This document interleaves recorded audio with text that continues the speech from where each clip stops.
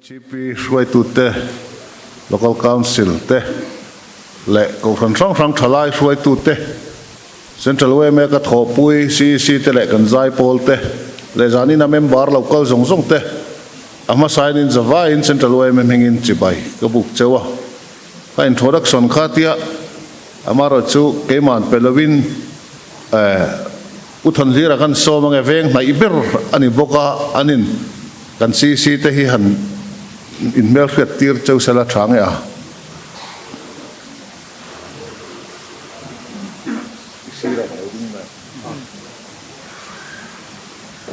Ole kan president ron troi om tu te hi CC som pakhat CC chu Central Executive Committee nia pulal so maral te ni hi bok konsal nia puzoram thanga vaivakon puzo sang lura bung kon veng thar pu Jacob Chongthu mau bok pu Anthony Larsiat puya eten thar pulal din sanga chingveng pulal rampara bung ko ramhun veng thar veng lai Puram Herliana, Tlang Nuam Veng Thar, Puzoram Muana, Zuang Tui, Pu Manliana, Kanan, Le, OPC La Tanvira, Kimate, Tani, Lome. Kimate, Tikachon Puitina Nika Alom Ome, Hey Nia Janina Huntatakan Nea, Tunlai Chu. Revival speaker ang dew kan all manglo in com lo zane maro chu YMA kan kal claim thei lu tukhi ke po ka video chairman kan puitiang member kha sang ni sa sari velin ya person ala il cheve view ni zari ni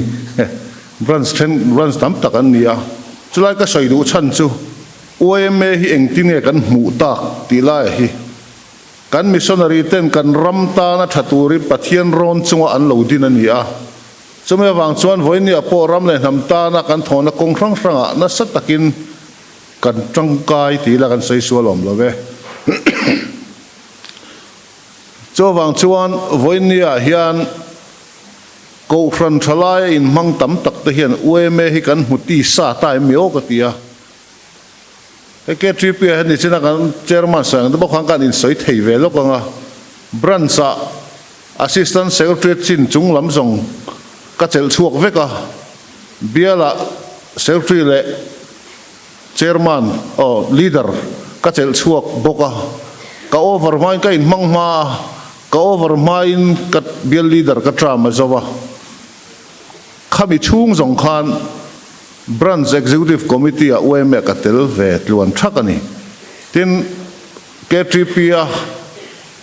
ka chhuwa chi atangin YMA a kalut nga la voini thlengin pathian khoi na in kala oma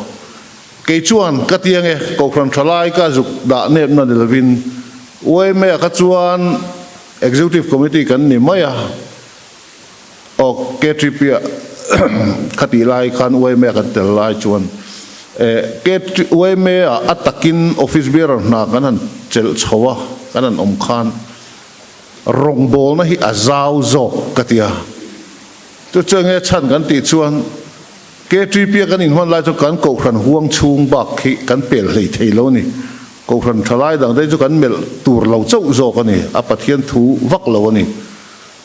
tan pui ngai de tan pui don pon kan ko khan mi lo kha kan hre de utat khati hun lai kha chuan ko khan committee po hena rem ti lutuk thin lo amaro chu YMA kanan lut chia YMA chuan eng ko khan nge a thiar to lova a criteria dikta ka khachu are them a harsa em ti khani to ni chu wang chuan he YMA hi a tharawani ti lai hi janina hian akan thalai hruai tu local ko khan sang thalai te po hian pudarang u ka ti duani YMA he di telang u YMA hian enga tinge kan telang kan ti chuan voinia hian YMA lo hi umbrella pakhata khom theina mi zo te hian kan nei to mi alo kan missionary te hian an lo thlir thuin ka ria ko rang thalai te engemaw chang chon veng khata chuan engemaw joint fellowship te pawh kan ti ni mai thei ma se kan thinlung tak tak ei pawh chuang lo kan ko rana lo om jok se ti ril ru pup ta din a tharau lam kha kan ngai tu thuil tuk vak lo ko ran pol ram in chu te lian em ani politics ani se hei IMC kan in thlang zo chaw kan hria ma ni pol chu adike modik lo mo kan sahuai thingvon tlata ko khana rong bol tu te ko khana in mang tak tak te poin party ru te chuan dot soi kan hre lo ani kan om khom thei lo re kan party mi le congress pa le MNF pa ZPM pa an churil tak tak phei chu an nge ri x-ray call ala lang deuh hen lang thei phei se chu he pai ka van vo thu chak ti hian alang deuh zut vekin karing in thlan don lai pe hi chuan chu tiang khop chuan kanin ti khom thei to lo ni amai ro chu YMA chuan ko rang political party rang te kan leng vek mi zo ni atok ani member kan ni na tur point YMA chang kan ne ya chu mi pialama rol thar kum som palichin chung lam chu kum za panga thleng pon atel thei vek ani chu wang chuan he YMA he ti taka tha pathian ron chunga kan missionary te min lo din sakhi kan muti sa ni chang ke mani kan dik lawani ti lai te hi ka soi du a ke te lul po thian te hnung zuya he ti YMA ka om ve nu hian rui lo kan do na konga chan chua eke moza kan nei ve tlat to ni pathian thu te kan khila kong dik nia kan khriat te kan khil ve mi tuit la zoi zoi sima pathian he na kir hi kan nei nual ani chawan chuan he YMA hi rong bol na kan ngai chuan a tho po nu amani a hlim om bok rui lo kan do ngo sak sang ni panga rui lo do kan puan na kan do mo sak sang ni pasari kumkhan kan pastor ne ngai nial fiam dewa pathian nia Sunday school sifti tu kan I thosia ne ma se a veng pon soi ta la poi lo bong ko na khan man tu ra sia Sunday school kal hanin anin pedon ti kan resia number 4 ikal khom ma ngu kan tia ka kalta kan pastorin pathian ni ebe mi chon pung het chol ve la male atia adik khop mai amaro chu tuna kan rui lo man tum hi man talawila hong khat an kan ti hian wana pa hol khat mi hring hi a rai rui theya hong ni man tur kan huala kan man lo chon wana pa hol ni an rui don ania chu chan chin thani don lo mi katia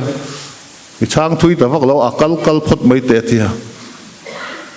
kha rong bol na ni don lo mi pathian ni le thalai in khom jang ten nal diwa kala blazer ne na kala kongsir drugs addict te kal pel fu ringo thi tharau na kan ti deu mo te kathia ni ko khra pon ka soi fo dia zalin kanan thalai fuai tu ko rang te ka ti bik wa ne lo ni ka soi deu zel ni chu apoi mo katia tin tun lai a hian ko hran a thalai mai ni lovin a ko hran pumang poin nemin pia po khan MPF angin kan fang kuala atopa thingpuin ho na kan pastor rong te pon omab ko hran ami chu ta po chuan kan soi nuala chan tla na ngai to sia voinia po hian zanin apo hian kan thalai huai tu lam local te poi ka som du cheu chu mani ko hran thewa hian voyeng za nge voinia rui lo ngai kan ti te tan hian kan tong trai to chonghein kan tong trai to em chu ni don lo mi thil thatia ta na siama kan om chan ti lai kha zanin a hian ngai to ila lim taka zaya engemo drama short play te khatiang chi rang tia rui lo kan ti lo chuan du to ka kan du to de umai ni chona dik do voinia kan vela hian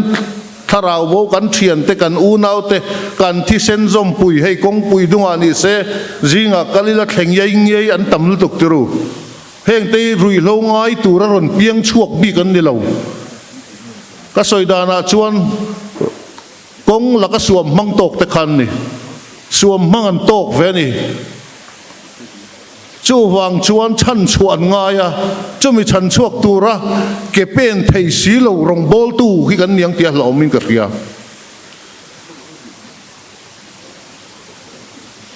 trên chuan ấy tu te po cắn bẹt chín alom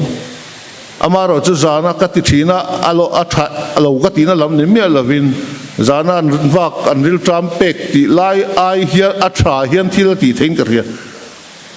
kong tunga zan lai chok an pek ri ngot thi chuan an lom khop mai chope khun om ve lai an kal khom mai pur khop an eya ka khan suman sef adam doi man sef an ti mai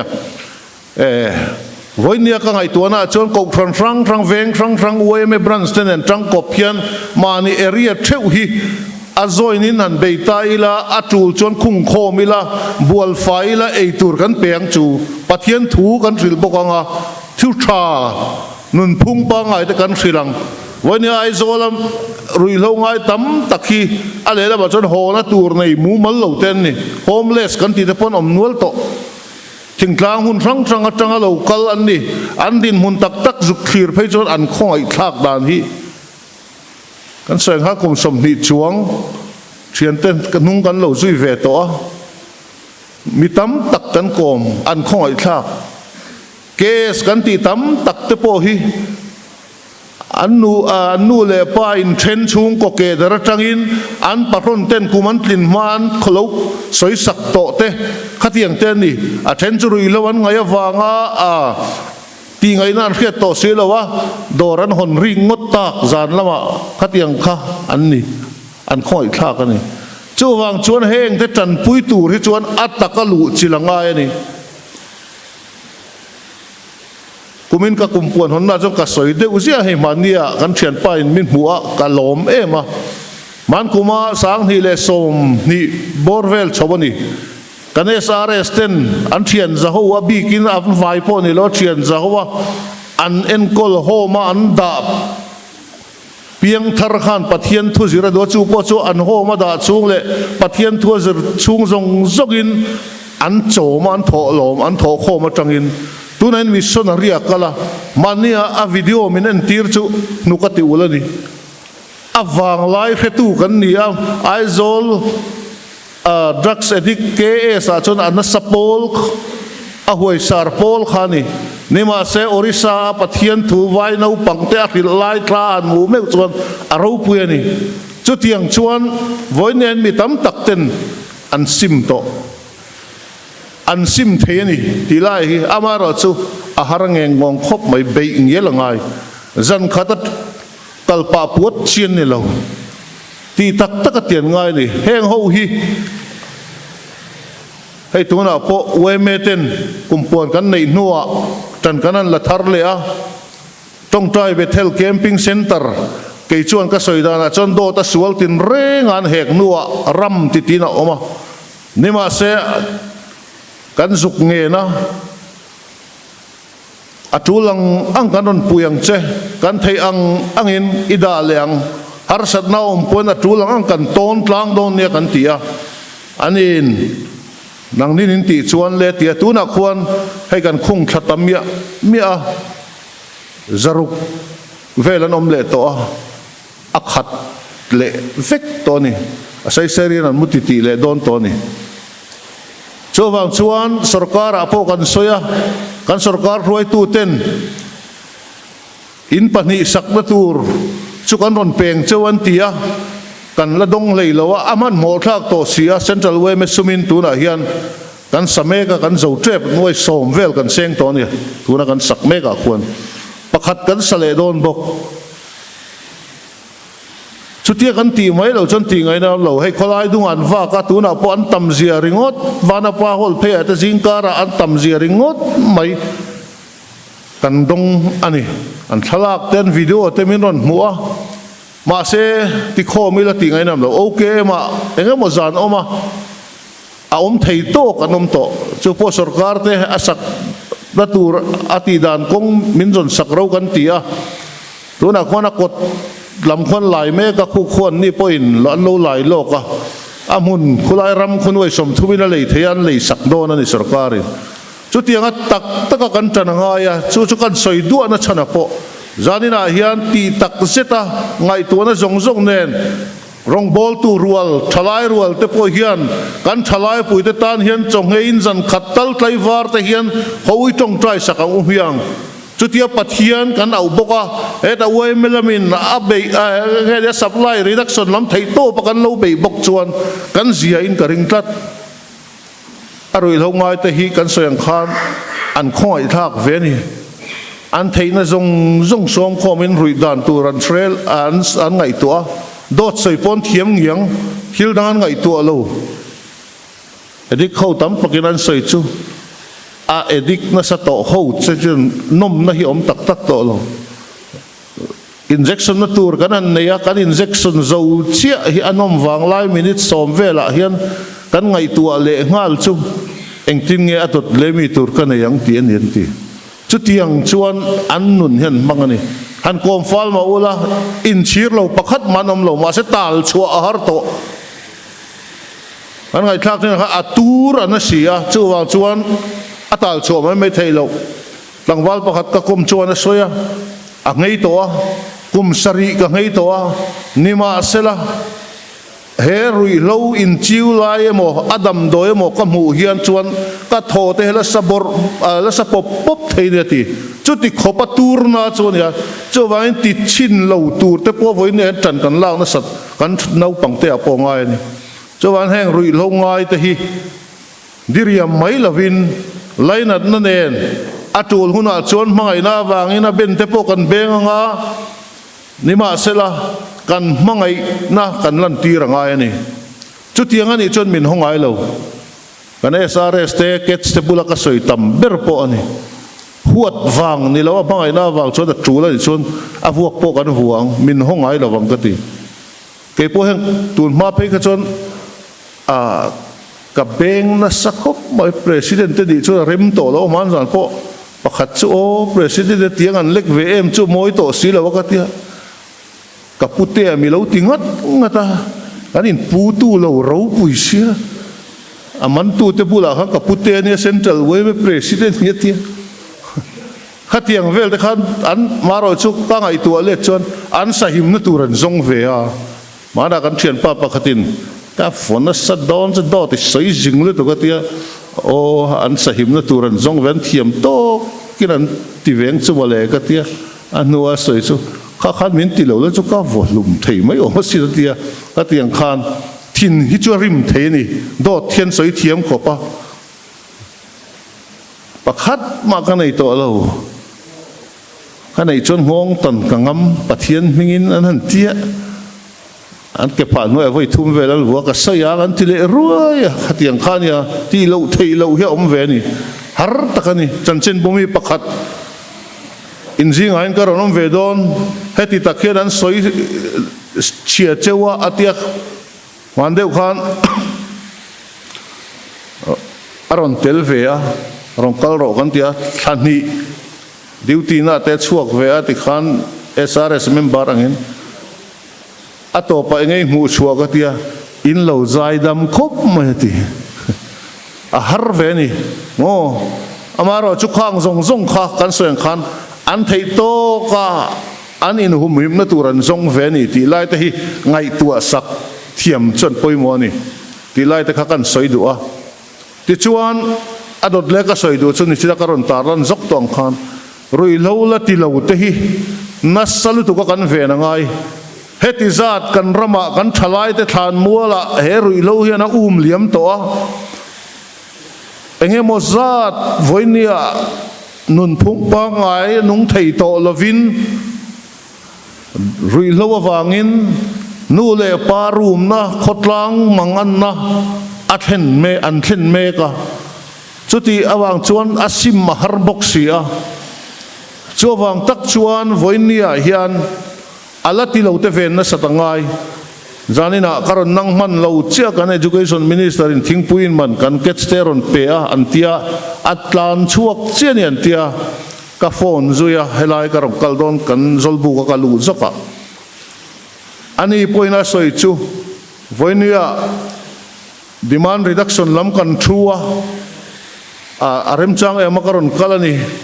middle school atangin keini chuan education department angin thei top kan lo chua ve dona ron soi ka duwa tia alo mom ka ti khop mai nau pangte te tanga tanangai voinia hian nau pangte te kan za zon tamania o intu le fa te pon telve mai thei nau te po chi gro kan za tam lutuk he kan ketsten an soya an mande ureng kan jets te pon an mande ureng mai ni active deu chuan kan za le sting an tia hei dora tuisen hi hei te trisel na tan po thamia lo ni chung hian thalai ten an du em kan ke tp te pe join ti mu ma ti mai to in khom bana bible ak chunga bible le labu ak chunga sting han ken ni chang kan nan ngai de tat tin ka ria ka fa pa te pon ni tho hemi ne na ti pol pe jo na ruan nuam lu tu kan ti zels sports lampang timi ho kan sportsman te ho po no pang te ho rol thar rol pon an chi an ti tat mai ni chuwang chuang kan inven na satangai khop mai khata tang khan adot le chu kan hramai te ru an lu le na tur chu chuwang atinge heti tak moya mi zo nam hian rui tur kan zon na sat mai le heng te wang hian kan nau pangte Sunday school kan nau pangte sikula kan nau pangte di sana po kasoya Sunday school pol kan zirtir ma hian minute ni khatal hirui lo that lo je soi ta zia taila avah lu don em kati an bengari tamangai pathian ni chon in khoma po thil dang kan ti ma hian rui lo that lo je minute ni tal hi soi ri zia ila sikula po chu tiang tho chuan kan zir lai kan tan pui ma in zir tir tu ten chu tiang chon beita ila a lokang tuna hian central YMA po in street campaign te po kan ruam han chho me ka rem changa kan la tianga chu tiang chon skula te po kan tumani amaro chu kai ni chau ka cha tok lawa ni tina en kol tu te le pathian ni tina en kol tu te hian poimo le zual chu tianga kan in ven lo chuan ati to te simtir le har ro puisia tran kan la ka ngai ni kan ram kan nam aral lo na tur chuan rui lo do tura ni china kan hla kan zai pol ten sanga thing ser sat ngam boin ni hian kan pen chua ngai to tran kan lak tak lo chuan achia hi kan khetamania vea wandeu khan nula pakhat ka kom chu kes in venga hian I hoin an ria che em katia teu na he chu ta ho te chon thala in khom poka pel ngai lo re ren khom char ani le enga tinge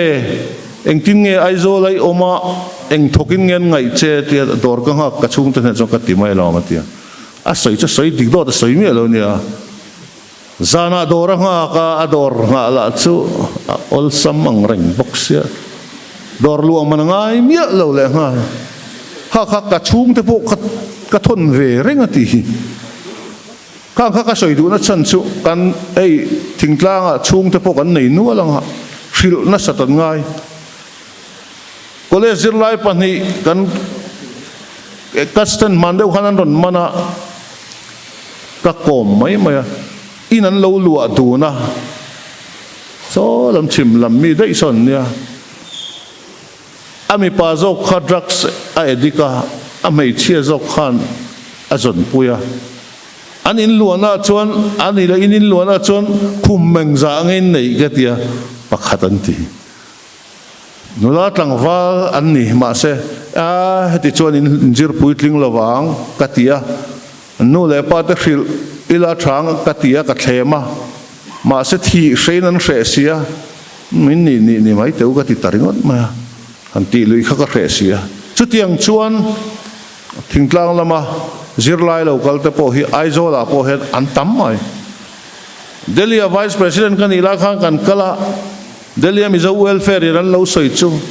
zirlai ang taka an chung te ne na in soi ni ma se college po kal ngai mi lo te mai hi antam lu tu kan tia in lo zong chuak thengem kan tia na kan chul ve bok sia a zau bok sia sum le pai nen a hau tak sia Delhi chu in zon chu haranian tia a thei dan da na kan lo kan ho chawin committee kan soya a thei dan da na an lo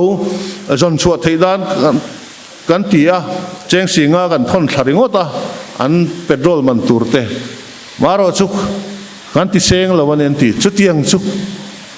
he nam tlem te fanai tampo tuna kan in zirtir me ka ko thranang potran kan lak mek lai hian chu tianga khosa chu engamo za kan om bok sia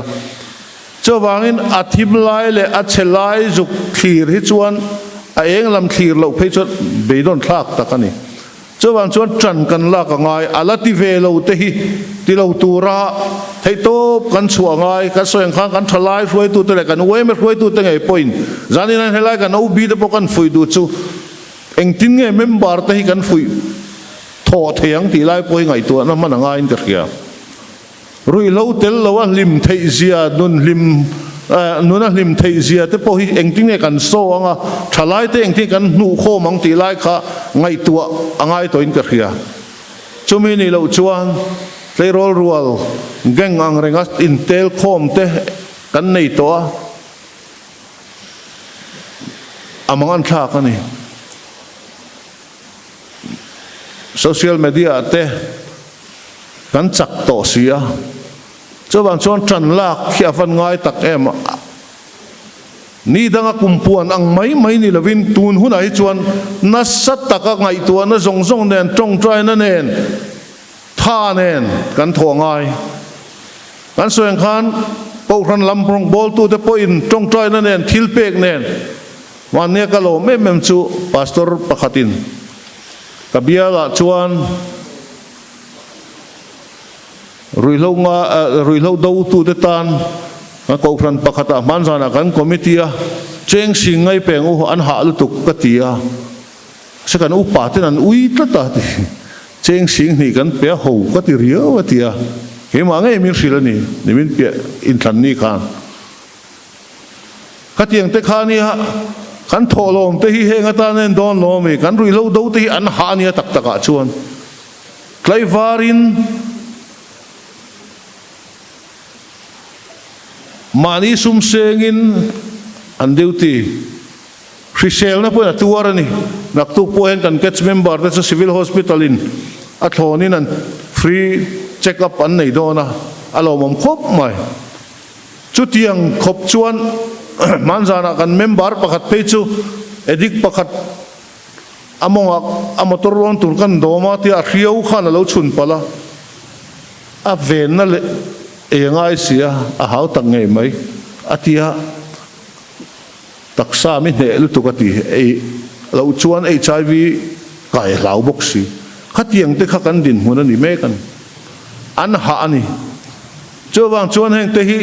atha kan tho theilo ni point asum lam tal po hian helaya kan branch kumpuan duty te po hi ti chak vela ti phur veila khati kan in chemal tot lo chuan cái gần nu hậu tập phê chuẩn beng vara khát ra cho soi vắt ngay là anh ti phô thì nên cái ngay lại po MHP rồi tụ tập po hiền min brand veng sang à hiền anh pui nó sai em anh mà này riathewa tập po chút tiền tập cho này à vậy này hiền kan soi kai dốc đồ cho YMA te pathianin min pui nó sa thil pek po kan dong nó sa ring lo mi te mang point tan pui nó kan dong nó sam vía vani lâu rất theo thawanga hey rui lâu kan do na tan te po deal ena kan en lo khan ma ni min ko mu zokin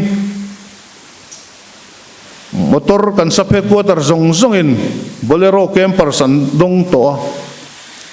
tin ambulance branch som le pathumin MTP le wele kan unau te thawan ni kan tie kan ken ve wangin som pangadong turin som pathum kan don pa YMA kan sem ve ni chu tiang chuan chung te chu kan dil mia lo local top rondil rowan ti chok kan dil mi lo ti la kan ngai tu mi lo rondil ro min ti chok kan dil ani tin central sarkar atangin tuna hian nuai zani chuang kan mudon an kan ria mania kan account te anron dila kan thon thla kan lom view to Ministry of Social Justice rangin amaro chu nimina chanchin thar kan hriat le chuan kan minister in adan ang thlapaniam ti kha en le turatia file kol le anron tia chung te po chu amaro chu kulaya kan official lamte chuan in don thuai thok chu kan ringen tia chu tiang chuan tin chu tiang bok chuan kan motor tur tuna hian motor som aleina Mizoram sarkar kaltlangin excise department kaltlangin min petoa IMC in than awangin model of code of conduct in min dala chawang chuan min la pe chuak thei lawa alo thleng vek to ni chung te chu kan soi kai jok du na chan chu pathian in YMA hi hria ni eng ka hria kan mamo a hria a kan dil lo po min pe ni mani khan formo salamin oxygen concentration tam tham takan timai engza tak nin pe don mo kan thelawa covid laya central lama NGO pakhatina an lo lak khom an man le silo ala thar diai kha minon pe le don boka minon sil to a tiang chuan kan mamo tan chiat rup la kat kan nia kan tlan khoma kan mamo turten ni se so tuna son kan sem to a nuala la om boka ten mi som pangavel ria theina zali chuang kan dong boka khang te kha pathian mal som na ni china ka soyang khan YMA hi pathian ni ria pathian mal som tlak point kan thokin ka ria a enga mo khoi bokara a fel lo te chalo om thin ma sela enga mo hi chu kan om ve thobani chuan kan rui lo na ko do na ko apo hian ka ingen do chu kan ku ta fai tur ni YMA te ti hi amaro chu heng kara hian a fel fai vek thei lo iswa zirtir som pani apo black ship chun om tho iswa than ngata chuan chuan enga nge YMA heti zat noi nga chuang member omna kanan che tak tak chuan a balai de te polo om ve kanin hriat thiam ngai social media in ka vak vak lo hian ti lai te hi ka ngai dan kan soi tel dua to bera chuan ka soi rei don tamaya kan soi le du chu rui lo zuar te hi voinia chuan kan soyang khan kan nam aral mai don heti taka kan thalai te a sop pretheya chung ko room na siam tu mangan na siam tu ani a thalawani mizo nam tan ti po kan ria chuti chung po ma ni trang ma sial na wanga ma ni pumpui chau ngai tua nam po mangai lo ma ni chau in mangai tu rui lo zuar te hi enga kan dim via wang ti hi ke chu ka ngai dan ni to khotlang sarkar ko khranin adu lo zia le that lo zia po asoya chung te po ngai poimo zo lova mani masial na wanga rui lo tol ngat tu te hi ho indo kan nia ka tia ka soi thiam dan chon pe hel wa ki ka thiam lawa indo kan nia annin min kap renga keinin a re mayang atia kan lo do reng pik chuan min kap lum vekang chu wangin kan kap let ve don lo mi kan thiam dan hian ti lai kha kan do pui te hi eng ma poisa lo an mamo sum chia ena rui ho zuar ten ni chu wang chuan het dizat asang tel te meu than molamin liam sak to tu chung ko room na te ka ngai tu thina chung ko pakhat chu ama apa po gazetted officer ania first class ka khongai khop maya afa pa pe chu tu na aboral to anh na po ngay tua thầy tổ lâu ra các pha pa hi các buổi pui top đó thì azui hôm sáng sáng à đã mà sẽ thà lấy thầy sĩ là wa zui mai rồi apian thar lâu lại à bầu ra chuan alom ngót tăng te katia thì pui vắc ngay na ka lâu amang em afapanau pang berani boxia duat sia atopa ama thuin alu ta kema pathian la te thanga khamin nu atu ka khan achau thuta boral ta an mani pon lim an fan ngai lo ni lovin an lo mani khatiang te kha ania chuwang chuan kan buai pui ve te ngai an ru mani manzana hei kala soi de uzia tlang nu ma ruilo kan do kumpuan kan hondona kan chan main phone ka donga chuta chuan nu pakhat hian punghet ka fapa te pani hi kum khua an ombo na turbin ngai tu sakroti a har om hi ka tir kha chuan engti ziange ka tia ka pasala thitoa kei tu na cancer na ka veime ka fa te panin drugs an edika chumia bang chu kan nei zong bin rok zo to tu na hen in en kol na tur po kan nei lo kamanga ang tak zetani atia aron soinon le ngata kum khuai a onom na tur min ngai tu sakram roti ril roti na khop mai no ka ti ulani kalai na maro chu ti da na wang sia tharuk kan da point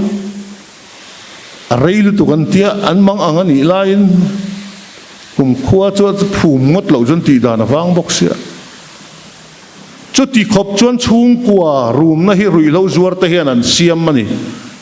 chumi chu a meliam mai a iti le chuan ti de tuai op deu de duai rui lo do hi hun to lo chu ti chuan i tiang u ti lai chu zalina kan soi lo ngai tu thiamin ka ring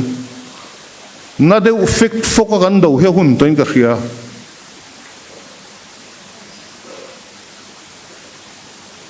atula ni chuan an in huam chen hi in huam ve ngam te po angai to ni chuan zanina hian khatiang zong ngai to na khamangila apoi mo bera chuan pathian ma ruai tirila ti chuan herui lo hi tong trai na nen thei to pin kan dowanga ma kan thruai nga kan che chuak bokonga tiang chuan kan ram hi kan ti dam le don ani pathianin min puyang ti hi ke chuka ring tlat pathian chak na ring chungin zanin en huai sen takin kalila kan soeng khan tuai o red root lovin pa deu thek thokin dovila amaro chu kan soeng khan rui lo zuar ta hi kan beina konga an manin min lemang ti ha la mi tam tak an lem to sarkara department of police te excise te po he thlem na tur lovin enga mo zan om ke mani SRA satang te point chu tiang chu enga mo zan om sum le pa it na wangin rui lo zuar te lo enga mo thim tham lo nei pui mai du pol te po hi kan omani thina heng zong hi pai thangamila chan ngamila sum tam tak nei ai chuan kan unau te mang ang chan chuana tan re thei pui hret mai la pathian rong bolna ni ti ngai tu chunga rui lo kan do theina turin zanina hian he rui lo do kumpuan sang ni som ni parugatanga som ni pariat hi lom takin kanan branch ten in do theina turin ka honge ka lome